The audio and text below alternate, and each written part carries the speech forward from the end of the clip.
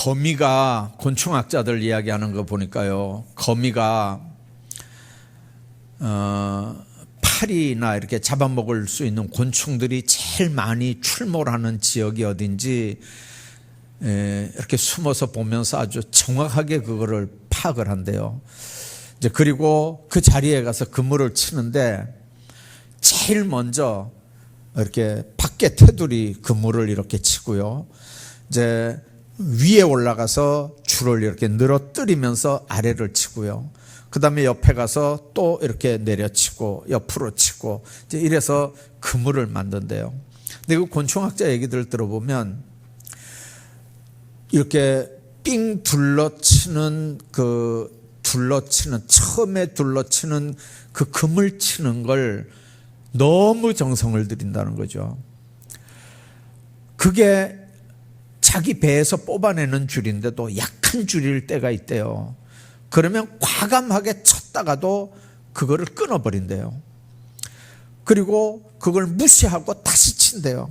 몇 번이고 다시 치고 이게 발로 이렇게 흔들어서 그 세기, 강도, 처진 위치 이런 걸 다 정확하게 파악한 다음에 이제 그래도 됐다 싶으면 올라가서 이제 첫 줄을 내려뜨리고 이렇게 이제 그물을 만들어 간다는 거예요.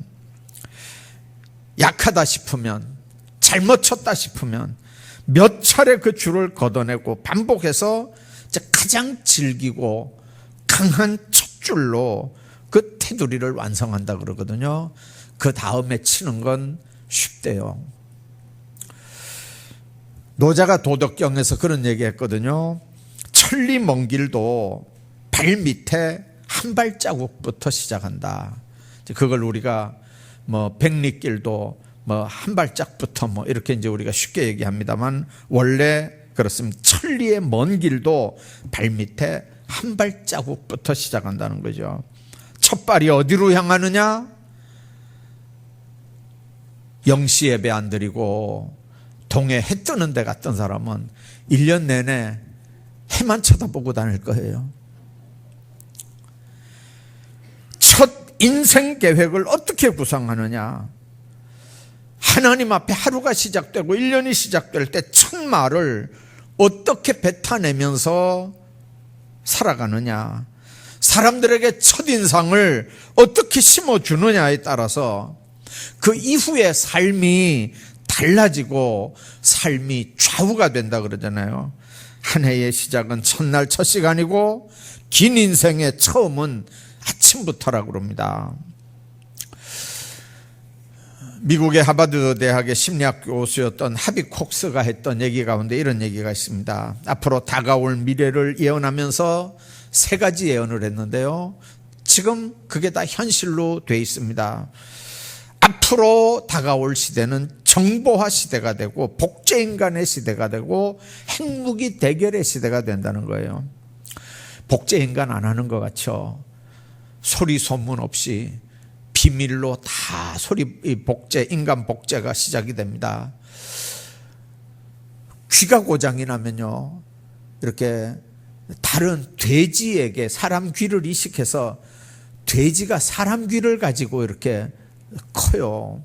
그럼 나중에 돼지 귀에서 그 귀를 잘라서 사람 귀에다 이식을 하고 돼지 심장에 사람 심장을 이식해서 나중에 그 돼지 심장을 꺼내서 사람에게 이식을 하는 이제 이런 일들이 지금은 비밀 아닌 공공연한 이제 정보처럼 이렇게 나와요.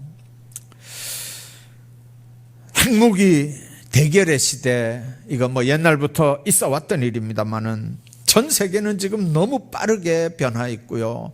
이번에 러시아 우크라이나 전쟁을 통해서 이렇게 보면 실제로 아주 성능 좋은 공격용 폭격기들이 가서 폭격하는 것도 너무 무섭지만 우리나라에 북한에서 지금 5대인가 우리나라 들어와서 휘젓고 다녔다고 난리가 지금 난 무인 드론기 있잖아요. 드론. 그 드론이라는 게 장난감 같은 거거든요. 이제 그걸 좀 크게 만들었어요. 거기에 생화학 무기도 실을 수 있고요. 가스나 이런 거. 그 다음에 거기에 뭐 무서운 폭탄 같은 것도 실을 수 있고, 그래서 거기 사람이 안 타는 거니까 이 컴퓨터로 이렇게 조정을 하는 거예요. 조정을 해서 북한에서 앉아가지고 조정을 하면 그게 서울 오든지 부산 오든지 대구 오든지 아니면 김천 오든지 어디든지 그쪽에서 보내는 대로 와가지고 그냥 거기서 떨어져 폭탄처럼 그냥 그렇게 할 수도 있고요. 폭탄만 떨어뜨리고 다시 돌아갈 수도 있고요. 이런 무서운 세상이 됐어요. 근데 요즘에 그런 것도 안 하잖아요. 북한에 앉아서 미사일 한 방 딱 쏘면 미국 본토에 떨어지고요. 북한에서 미사일 한 방 빵 쏘면 일본 동경이나 중요한 군사시설에 정확하게 오차 1m 범위에서 정확하게 떨어진대요. 그러니까 일본이 지금 난리가 났잖아요. 여러분, 일본 맞추는데 우리나라 못 맞추겠어요? 그런데 여러분들, 드론이 날아왔는데도 그거 하나 격추 못하고 다 돌려보냈잖아요. 화가 나니까 우리나라도 드론 거기 2대 보냈었다 그럴때요. 여러분들, 국방이 약해지면 나라 꼴이 안 되거든요. 나라 꼴이 안 되는데 여기에 무슨 경제 잘 돼가지고 뭘 하겠어요. 나라가 넘어가는데, 나라가 문제가 되는데. 자, 모세 시대에 이런 일이 없었습니까? 모세 시대도 앞에는 애국 군대가 있었고요, 뒤에는 애국 군대가 있었고 앞에는 홍해가 있었어요. 모세가 하고 싶어 했습니까? 어느 날 미디안 목자 노릇하고 있는데 갑자기 앞에 보니까 떨기나무에 불이 붙었어요. 그럼 목자가 지팡이 하나 들고 저게 뭔가 왜 불이 붙었는데 가시덤불이 안 타는고 하면서 가까이 갔더니 거기서 하나님의 음성이 들리는 거죠. 모세야, 모세야. 놀래서 이렇게 보니까 네가 선 땅은 거룩한 땅이니까 발에서 신을 벗어라. 그 발에서 신을 벗으니까 내가 네를 바로 앞에 보내겠다. 자, 그렇게 해서 결국 안 됩니다, 못합니다, 말 못합니다, 뭐 안 됩니다, 계속 발뺌하다가 결국은 이제 바로 앞에 서게 됐고, 그 10가지 재앙을 통해서 이스라엘을 이렇게 이제 끌어냈거든요. 그런데 한 3일 지나니까요, 홍해 앞에 도달하게 됐고 3일 뒤에 애굽 바로 군대들이 추격을 해오는 거예요. 앞으로 가질 못합니다. 홍해가 막혀서 뒤에는 군인들이 따라옵니다. 이제 가운데 끼어서 죽을 상황이 된 거죠. 그런데 백성들은 뭐라 그럽니까? 모세님, 힘을 내십시오. 그렇게 쓰면 모세가 얼마나 힘이 났겠어요. 돌을 들어 모세를 때려 죽이려고 하는 거예요. 지금이라도 안 늦으니까 애굽으로 다시 돌아가자는 거예요. 고기 가마 곁에 있을 때가 좋았다는 거죠. 왜 거기에 장사 지낼 자리가 얼마나 있는데 우리를 광야로 끌어내서 여기서 죽게 하느냐? 모세를 죽이자는 거예요. 그때 모세가 할 수 있는 일이 뭐였을까요? 하나님 앞에 기도하는 일밖에 더 있었겠어요? 그런 어려운 상황, 오늘은 이 본문을 중심으로 해서 모세는 그런 어려운 상황들을 어떤 신앙의 모습으로 이끌었는지, 어떻게 승리하는 삶을 살았는지. 모세의 새 출발은 자기가 하는 게 아니죠. 하나님께서 불렀고 하나님께서 무장시키셨고, 네 손에 있는 게 뭐냐? 지팡이입니다. 내가 너와 함께 한다는 사인을 주면서 하나님께서 내가 너를 바로에게 보낸다. 하나님이 보내시는 거거든요. 하나님이 보내놓고 난 모르겠다 이렇게 합니까? 내가 끝까지 책임지겠다, 내가 너와 함께 하겠다, 그런 사인이잖아요. 손에 있는 지팡이는요. 그거 들고 모세가 바로 앞에 섰던 거거든요. 여러분들, 올 한 해 여러분들 하나님 앞에 받은 사인들이 뭡니까? 송구영신 예배 드리면서, 기도하면서, 말씀 받으면서, 하나님 앞에 찬양 올려드리면서 하나님 앞에 받은 영적 사인들이 뭡니까? 오늘 모세 같은 심정으로 몇 가지 한번 생각해 봅시다. 오늘 우리가 읽은 이 사도행전은 저자가 누가입니다. 누가복음을 기록한 누가가 사도행전도 기록했어요.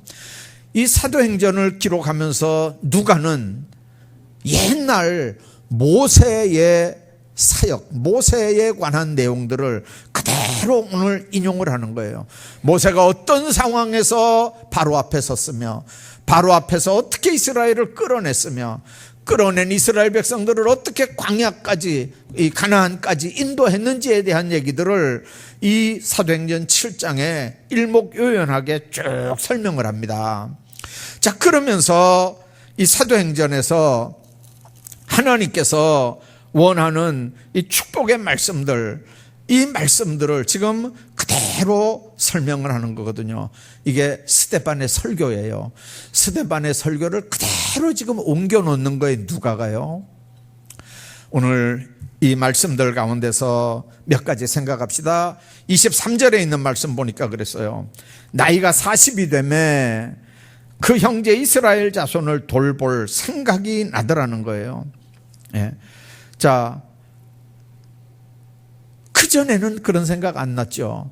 왕궁에서 40년 동안 왕자 생활하면서 자기가 왕자인 줄 왕자처럼 행세했어요. 자기 생모가 자기를 젖먹어 키우면서 유모 역할을 하면서 늘 그랬잖아요. 너는 히브리인이다. 너는 애굽 사람이 아니야. 너는 하나님의 백성이야. 하나님의 선민이야. 너는 히브리인이야. 늘 엄마가 젖 먹이면서 그렇게 키웠어요. 자, 그런데 모세가 지금 하나님 앞에 세움을 받는 거거든요. 빌립보 4장 3장 14절에 있습니다. 표대를 향하여 그리스도 예수 안에서 하나님이 위에서 부르신 부름의 상을 위하여 쫓아가노라. 바울은 빌립보 교인들에게 자기는 표대를 향해서, 그 표대가 뭡니까? 예수 그리스도 안에서 하나님이 부르신 부름의 상을 위하여 쫓아간다는 거예요. 하나님이 저와 여러분들을 부르신 줄로 믿습니다. 하나님이 우리에게 직분을 주신 줄로 믿습니다. 그 일을 감당하게 능력 주시고 지혜 총명 주시고 힘 주시는 분이 하나님인 걸 믿습니다. 우리가 하는 일은 하나님입니다. 내가 하는 게 아니고 하나님이 나와 함께 하셔서 때를 따라 돕는 은혜를 주시면서 하나님이 하나님의 일을 하게 하시는 줄로 믿습니다. 강하고 담대하십시오. 그런데 놀라운 건요, 그렇게 하나님과 동역하면 하나님께서 나중에 부르신 부름의 상이 있다는 거예요. 바울은 그 상을 생각하면서 그 고난들을 다 당했어요. 그게 표대였어요. 하나님 앞에 때가 되면 가야 되고, 하나님 앞에 때가 되면 계산할 날이 오고, 하나님 앞에 계산할 때 반드시 하나님께서 나를 부르신 부름의 상이 있을 거라고 하는 표대가 분명했어요. 여러분들 학교 학생들 공부할 때 이렇게 보면요, 1등을 안 놓치리라, 우등생이 때리라, 반드시 난 상을 받으리라, 목표가 분명하면요, 내일 시험 치는데 게임하고 이렇게 안 해요. 내일 시험 치는데 놀러 안 다닌다고요. 목표가 분명한데 여러분들 엉뚱한데 눈 돌리겠어요? 학생들도요, 목표가 분명한 학생들은 여러분들 곁눈질도 안 하고 목표만 보고 나가요. 예수 믿는 사람들의 목표가 뭡니까? 하나님의 교회 직분자들의 목표가 뭡니까? 표대를 향해서 가는 거예요. 바울은 부르심의 상을 위하여 간다 그랬어요. 이사야 43장 88절에 보면 너희는 이전 일을 기억하지 말며 옛적 일을 생각하지 말라. 보라 내가 새 일을 행하리니 이제 나타낼 것이라 그랬습니다. 모세는 40년 동안 가나안을 목표로 살았습니다. 오늘 7장 23절에 보면 나이 40이 되매 그 형제 이스라엘 자손을 돌볼 생각이 나더라 그랬습니다. 그 생각은 누가 주는 생각입니까? 하나님이 주시는 생각입니다. 이스라엘 백성들이 종살이하면서 너무너무 고통스러워하니까 하나님께서 모세를 선택을 했습니다. 다 죽을 수밖에 없는 상황인데 거기서 갈대 상자에 담겨서 떠내려가게 만들고 세상의 애굽 공주가 그 모세를 건져서 이름도 물에서 건졌다고 모세라고 지어주고 그래서 왕자로 40년 지도자 훈련을 시키는 거예요. 여러분들 그때는 무슨 생각이 났겠어요? 이스라엘 백성들을 이끌어 나가야 되겠다고 하는 생각이 났겠습니까? 여러분들 10계라고 하는 영화 한번 보세요. 거기 보면요 왕궁에서 진짜 왕자들보다 더 지위가 분명했어요. 이 히브리 사람 때문에 살인사건 이것만 없었다면요 틀림없이 바톤을 받았을지도 몰라요. 여러분들 그런데 어느 날 하나님께서 이스라엘 자손을 돌볼 생각을 주시는 거죠. 여러분들 직분받은 분들 마음속에 기억하셔야 됩니다. 어느 날 어떤 생각이 들었으면요 그 생각이 하나님이 주시는 생각인가를 곰곰 한번 기도하면서 되새김질 해보시기를 바랍니다. 성령이 주시는 생각일 수 있습니다. 성령이 주시는 권면일 수도 있습니다. 소멸하지 말고 순종하면 하나님 앞에 쓰임받는 축복들이 있게 되고 거기에 놀라운 역사들이 일어나는 걸 우리가 봅니다. 새해가 됐는데 여러분들 인생을 비유하자면 두 가지 길이 있는 걸 우리가 생각해야 합니다. 하나는 어디로 가야 되느냐, 방향 설정에 관한 문제입니다. 어디로 가야 되느냐. 또 하나는요 얼마나 빨리 가야 되느냐, 속도에 관한 문제입니다. 많은 사람들은 세상의 성공과 실패가 속도에 달려 있다고 생각을 합니다. 그래서 남들보다 승진도 좀 빨리 해야 되고 남들보다 뭐 부자주가 돼야 되고 남들보다 뭐 좋은 아파트도 빨리 좀 구해야 되고 막 이렇게 빨리 되는 게 그 모임에서는 그 팀들에게서는 그 부류들 안에서는 성공했다고 그렇게 인정을 받는 거예요. 그래서 여러분들 빨리 출세해야 되고 빨리 성공해야 되고 속도 문제에 신경을 쓰거든요. 이제 그렇게 하다 보니까 신앙생활하는 사람도 속도전에 내몰리다 보니까 방향 설정하는 일이 시원치 않을 때가 있어요. 속도는 방향이 정해진 다음에 생각해야 되는 문제거든요. 방향부터 설정해 놓고 그 다음에 속도가 나야 되는데 이 속도부터 내다 보니까 지금 가는 방향에 문제가 생겨서 왔다 갔다 하는 거예요. 시행착오가 생기고요. 속도를 내는 건 너무 중요하지만 방향 설정이 전제가 돼야 의미가 있는 거예요. 우리가 나가야 할 방향, 인생의 방향이 어디입니까? 예수 그리스도고 예수 그리스도의 말씀이고 그분께서 이끌어 가시는 방향입니다. 그분이 제시하시는 방향이에요. 그래서 예수님이 뭐라고 그럽니까? 내가 곧 길이요 내가 진리요 내가 생명이라. 내가 곧 길이요 진리요 생명이라고 말씀하잖아요. 주님이 길이라는 거예요. 우리가 그렇게 찾던 유일한 방향, 주님이 길인데 주님 말고 다른 방법으로도 얼마든지 빨리만 해결하면 성공하는 거라고 그렇게 생각하는 거예요. 여러분들 그렇지 않습니다. 얼마나 빨리 가느냐도 너무 중요하지만 방향이 잘못되면, 길을 잘못 들으면요 골치 아파지는 거예요. 예수님의 길 위에만 있어야 우리가 가는 방향, 목적지에 안착할 수가 있습니다. 다시 한번 말씀드리지만 우리 인생은요 얼마나 빨리 가느냐보다 얼마나 올바른 방향으로 가느냐가 훨씬 더 중요합니다. 세상의 기준에 부합한 성공을 위해 질주한다면 속도를 잠깐 멈추고요, 내가 가고 있는 방향이 똑바른 건지, 주님이 제시하는 길인 건지, 예수의 길을 내가 가고 있는 건지 방향을 점검할 수 있기를 바랍니다. 지금 하루밖에 안 시작했잖아요. 빨리 지금이라도 안 늦어요. 턴할 때는요, 지금 빨리 턴하는 게 낫죠. 뭐 얼마를 더 가가지고 턴하겠어요? 6개월을 산 다음에 턴하겠어요? 1년을 다 살고 또 턴하겠어요?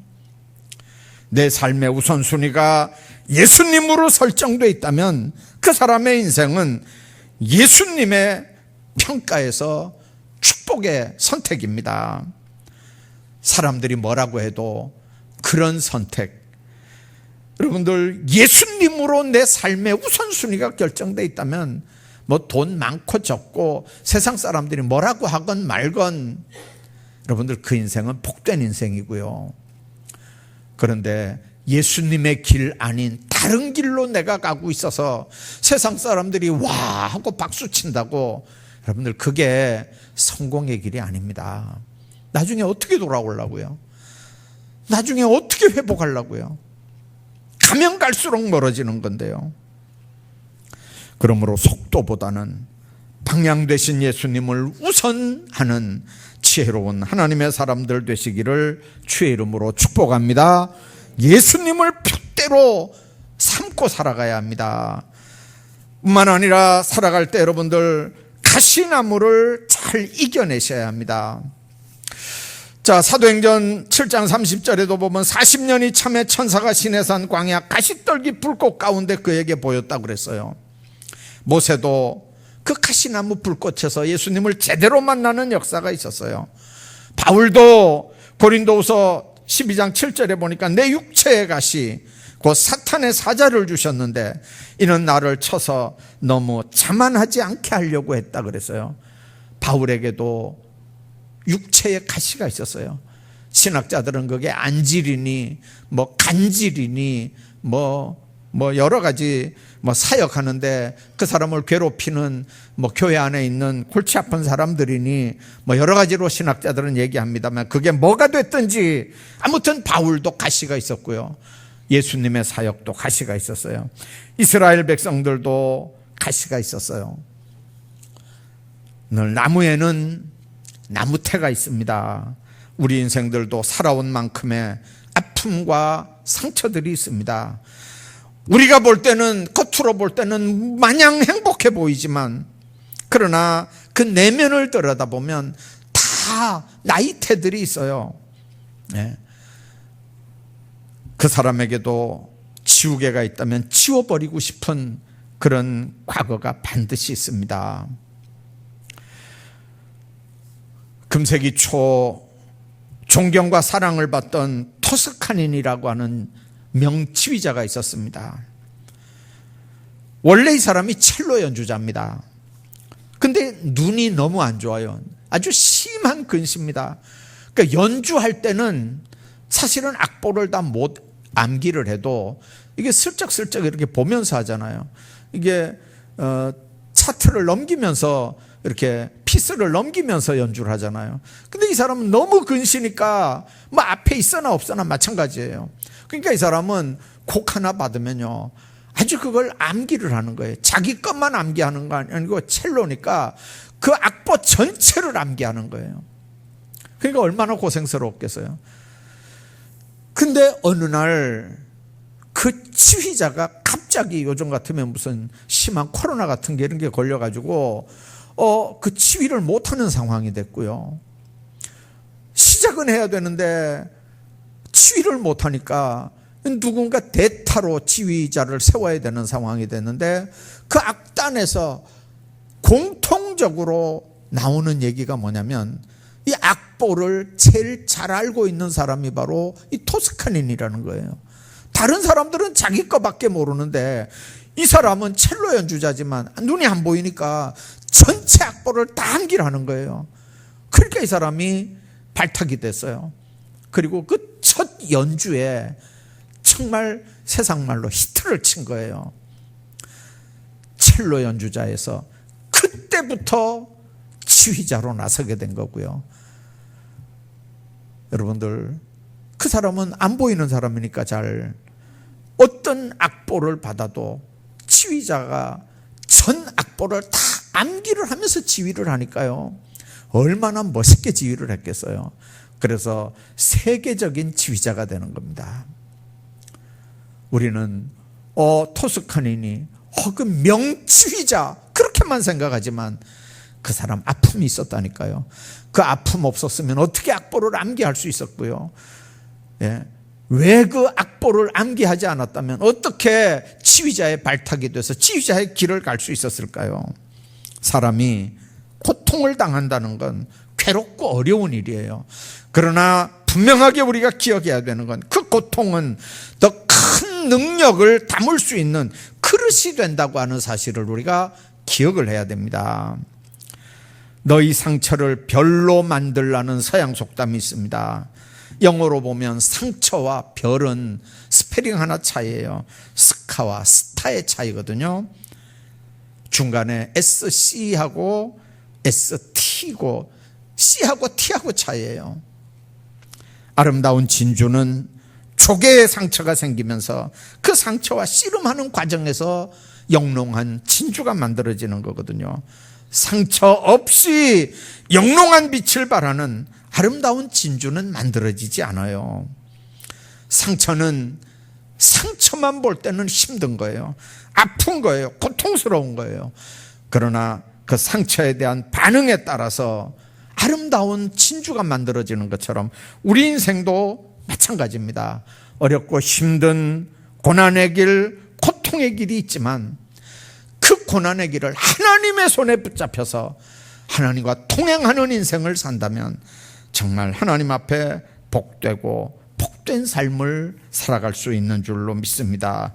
오늘 우리는 과거의 모든 일들을 잊어버리고 앞에 있는 표대를 향해서 이제 결단하면서 가시기 바랍니다. 우리에게 있는 가시들을 감사함으로 극복하면서 승리해 나가기를 바랍니다. 아무리 우리가 대단해도 하나님의 손에 잡혀 있지 않으면 세상을 이길 수 없습니다. 올 한 해 전능한 하나님의 손에 붙잡혀서 하나님께 영광 돌리며 사는 하나님의 사람들 다 되시기를 주의 이름으로 축복합니다.